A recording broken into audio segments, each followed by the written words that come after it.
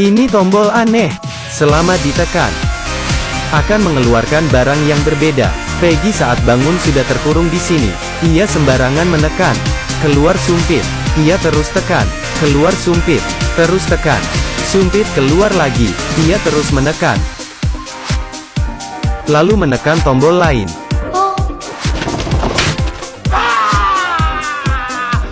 Peggy dengan kesal menekan tombol lain. Kepalanya pusing. Ia duduk, melihat barang aneh yang ada di ruangan ini. Peggy melempar balon. Tak sengaja menekan tombol. Lalu keluar sushi. Kebetulan ia lapar, ingin makan, tapi kurang bumbu. Peggy menekan tombol lagi. Keluar sushi lagi. Coba tekan lagi. Semuanya sushi. Lalu ia makan sampai habis. Setelah selesai, ia menekan tombol. Baru keluar bumbu. Ia berbaring, menekan tombol di sampingnya. Keluar kacamata 3D. Ia pakai, lalu melihat ada malaikat di dinding. Apa ini tombol untuk kabur? Peggy senang, lalu menekan lagi. Ruangan jadi gelap. Ada hitungan mundur. Peggy panik, terus tekan tombol, tapi tombol hilang. Di saat itu muncul benda aneh di atas.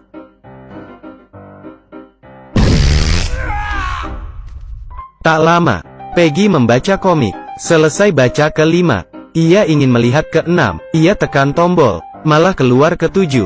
Tekan lagi, keluar ke-8, ke-9.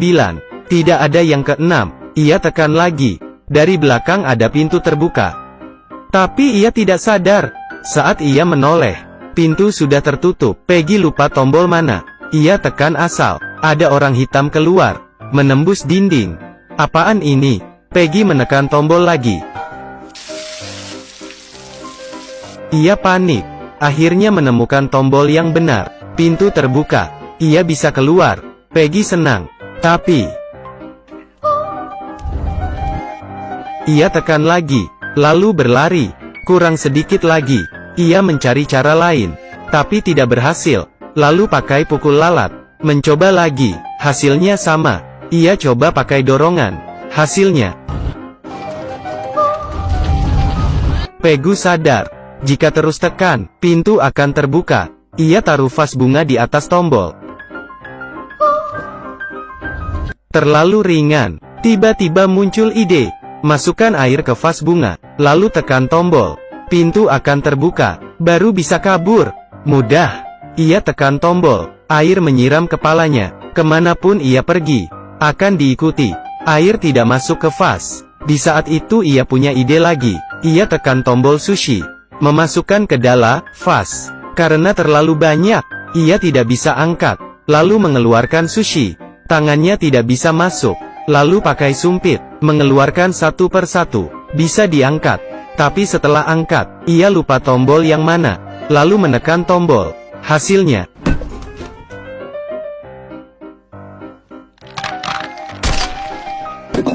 Peggy kesal. Lalu menekan asal salah satu tombol. Kali ini benar. Ia buat sushi. Menekan tombol. Saat dikira berhasil, Peggy stres. Ia solatip tombol. Sepertinya berhasil. Saat ia akan menyerah, ia melihat tali. Ia senang. Pakai cara lain. Tekan tombol. Lalu terbang ke sana. Kali ini berhasil. Tapi pintu tidak terbuka. Ternyata butuh kunci. Ia bergegas kembali. Peggy kesal, lalu menendang tombol. Tiba-tiba keluar kunci. Tapi langsung menghilang. Ia mencari tombol tadi. Tapi tidak tahu yang mana. Mungkin yang ini. Hasilnya, Peggy merasa stres. Kali ini berhasil menemukan tombol kunci. Agar tidak lupa, ia punya ide.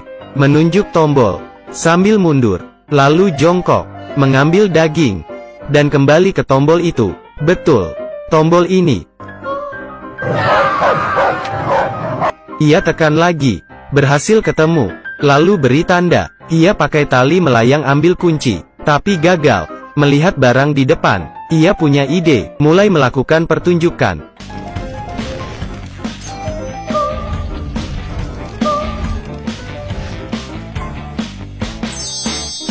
Dapat kunci, tapi pintu tidak terbuka. Mendongak. Masih ada, kata Sandy. Ia dengan kesal melempar benda. Tak sengaja menyentuh tombol. Orang hitam keluar lagi. Peggy baru menyadari. Di jidat orang itu ada, kata Sandinya. Setelah coba berkali-kali, Sandy berhasil dibuka. Saat ingin buka pintu ruangan tertutup. Karena sempit, pintu itu tidak terbuka. Ia terjebak di dalam. Ia ingin kembali ke ruangan sebelumnya, tapi tidak bisa. Hanya bisa putus asa. Tak lama, ia menyadari ada sebuah tembok aneh. Lalu ditarik. Ada sebuah terowongan. Peggy berlari.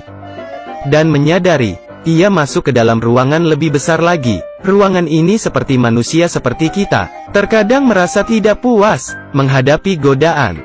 Kita harus berpegang ke dunia spiritual yang damai, baru mendapatkan kebahagiaan. Aku Mufin. Sampai berjumpa lagi.